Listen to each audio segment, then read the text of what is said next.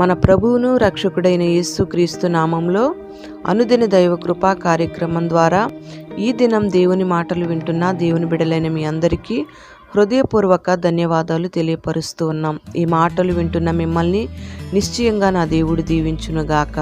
ఆమేన్. ఆదికాండము 41వ అధ్యాయం 51-52 వచనాలను మనం గమనిస్తే, యోసేపు దేవుడు నా సమస్త బాధను నా తండ్రి ఇంటి వారినందరినీ నేను మరచిపోవునట్లు చేసినని చెప్పి తన జ్యేష్ఠ కుమారునికి మనష్షే అను పేరు పెట్టెను. తరువాత అతడు నాకు బాధ కలిగిన దేశమందు దేవుడు నన్ను అభివృద్ధి పొందించెనని చెప్పి రెండవ వానికి ఎఫ్రాయిము అను పేరు పెట్టెను. ఇక్కడ యోసేపు రెండు విషయాలను మనకు తెలియపరుస్తూ ఉన్నాడు. మొదటిది మరచిపోవుట, రెండవది అభివృద్ధి. యోసేపుకు 2 కుమారులు పుట్టినట్లే మన ఆత్మీయ జీవితంలో కూడా ఆ 2 కుమారులు పుట్టిన అనుభవంలో ఉన్న అనుభవాన్ని మనం కలిగి ఉండాలి. మనష్షే అనగా మరచిపోవుట అని అర్థం.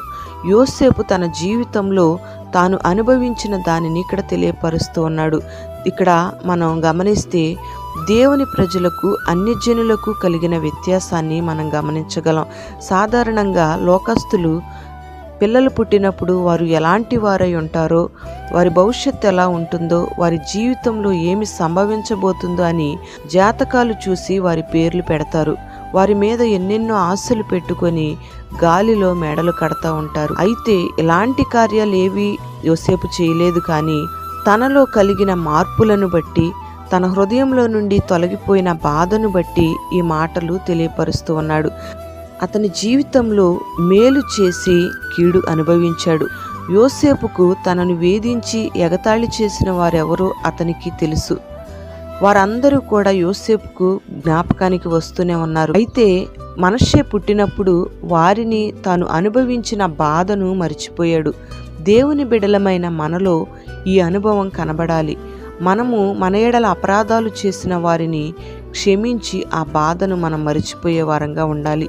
యాకోబు యోసేపును అందరికంటే ఎక్కువగా ప్రేమించాడు. అతనికి అందమైన అంగి తొడిగించి ఆనందించాడు. పెద్ద కుటుంబం, అన్ని వస్తువులు కలిగి ఉన్నాయి. వీటన్నిటినీ మరిచిపోవాలంటే వీలు కానటువంటి కార్యమే. అయితే మనష్షే పుట్టినప్పుడు యోసేపు తన తండ్రి ఇంటి వారిని అందరినీ కూడా మరిచిపోయాడు. ప్రియ దేవుని బిడ్డలారా, పరిశుద్ధ గ్రంథంలో వెనుకున్నవన్నీ మరచి ముందున్న వాటి కొరకై వేగిరపడాలి అని, పిలుపునకు కలిగిన బహుమానం కొరకై పరిగెత్తాలి అని పరిశుద్ధ గ్రంథంలో రాయబడి ఉంది. అలాగే పాతవి గతించాలి, సమస్తమును నూతనంగా మార్చబడాలి అని చెప్పబడినట్లుగా జరిగిపోయిన కార్యాలను గూర్చి, మనల్ని బాధించిన ఆ విషయాలను గూర్చి మనం తలంచుకొని కన్నీళ్లు విడిచి బాధపడడం కంటే కూడా వాటన్నిటినీ మరచిపోయి దేవుని బిడలమైన మనకు దేవుడిచ్చే బహుమానము కొరకు ఎదురు చూడడం అనేది చాలా ప్రాముఖ్యమైన విషయం. మరి మన హృదయాన్ని నూతనంగా మార్చుకుంటేనే ఒక మంచి భవిష్యత్తును మనం ఎదుర్కోగలుగుతాం. రెండవ కుమారుని పేరు ఎఫ్రాయిము, అంటే అభివృద్ధి అని అర్థం. యోసేపు తన రెండవ కుమారుడైన ఎఫ్రాయిం పుట్టినప్పుడు దేవుడు నన్ను అభివృద్ధి పొందించాడని చెప్పి అతనికి ఎఫ్రాయిము అనే పేరు పెట్టడం జరిగింది. యేసు ప్రభు నమ్ముకున్న వారు ఆత్మీయ జీవితంలో ఎప్పుడు కూడా అంతకంతకు అభివృద్ధి చెందుతూనే ఉండాలి. దేవుని బిడలైన ప్రతి ఒక్కరూ కూడా ఆత్మీయ వరములతో ప్రకాశించాలి, పరిశుద్ధతలో ఎదగాలి, ప్రభు రాకడను గూర్చిన ఆశతో కనిపెట్టి మెలకువ కలిగి ఉండాలి. ఈ విధంగా ఆత్మీయతలో ఒక్కొక్క అంశంలో దేవుని బిడలు అభివృద్ధి పరచబడుతూ ఉండాలి. యోసేపు తన యొక్క ఆత్మీయ జీవితంలో ఎంతో అభివృద్ధిని చూశాడు. ప్రియ దేవుని బిడ్డలారా, దేవుని బిడలమైన మనము కూడా ఒక ప్రక్క మరిచిపోయే అనుభవం, మరొక ప్రక్క అభివృద్ధి పొందే అనుభవం మనం కలిగి ఉండాలి. యోసేపును మనం గమనిస్తే ఆత్మీయంగాను శారీరకంగాను ఆశీర్వదించబడ్డాడు. కీడు చేసిన వారిని క్షమించి ఆ అనుభవాలను మరచిపోయే అనుభవం యోసేపు కలిగి ఉన్నాడు. మనలో కూడా ఇలాంటి అనుభవం కనబడాలి. యోసేపు ఎప్పుడైతే ఆ అనుభవాలను మర్చిపోయాడో, యోసేపు పొందిన శ్రమలలో నుండి యోసేపును విడిపించి ఐగుప్తు దేశమంతటికి కూడా అధిపతిగా దేవుడు హెచ్చించాడు. ఆయన నిన్న నేడు నిరంతరము ఒకటే రీతిగా ఉన్నాడు. ఆయన నిన్ను కూడా హెచ్చించడానికి శక్తిమంతుడై ఉన్నాడు. ప్రియమైన దేవుని బిడ్డలారా, యోసేపు తన జీవితంలో బాధను మరిచిపోయి అభివృద్ధి కొరకు వేచి చూచిన అనుభవాన్ని మనము కూడా ఈ దినాన కలిగి ఉందముగాక.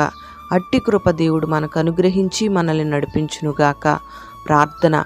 పరిశుద్ధుడా, ప్రేమాస్వరూపి, నమ్మదగిన దేవా, నీకు స్తోత్రం చెల్లిస్తూ ఉన్నాం. ఈ మాటలు విన్న నీ బిడ్డల్ని పేరు పేరున మీరు దీవించండి. నీ బిడ్డలు కలిగిన బాధలను బట్టి, హింసలను బట్టి, పొందిన శ్రమలను బట్టి కృంగిపోతున్న అనుభవాలలో ఉంటే నీ బిడ్డలను మీరు లేవనెత్తండి. ఆ బాధంతటిని మరిచిపోవడానికి మీరు కృపను అనుగ్రహించండి. వాటన్నిటిని మరిచిపోయి మీరిచ్చే ఆశీర్వాదాల కొరకు నీ బిడ్డలు వేగిరపడే కృపను మీరు కలుగు చేయండి. వెనుకున్నవన్నిటిని మరిచిపోయి ముందున్న వాటి కొరకు వేగిరపడి మీరిచ్చే అభివృద్ధి కొరకు, మీరిచ్చే మంచి భవిష్యత్తు కొరకు ఎదురు చూసి ఆశతో కనిపెట్టుకునే కృపను మీరు కలుగు చేయండి. నీ నిత్య మహిమలో చేర్చబడేంత వరకు కూడా ప్రభా, నీ బిడ్డలను చేయి విడవకుండా కలిగిన బాధలన్నిటిలోంచి మీరు తప్పించి నీ బిడ్డల హృదయానికి నెమ్మది కలుగు చేసి ఆధ్యాత్మికంగా, శారీరకంగా నీ బిడ్డలు అభివృద్ధి పొందినట్లుగా మీరు సహాయము చేసి మహిమ మీరు పొందుకొనమని యేసు పేరట వేడుచు ఉన్నాము తండ్రి. ఆమెన్.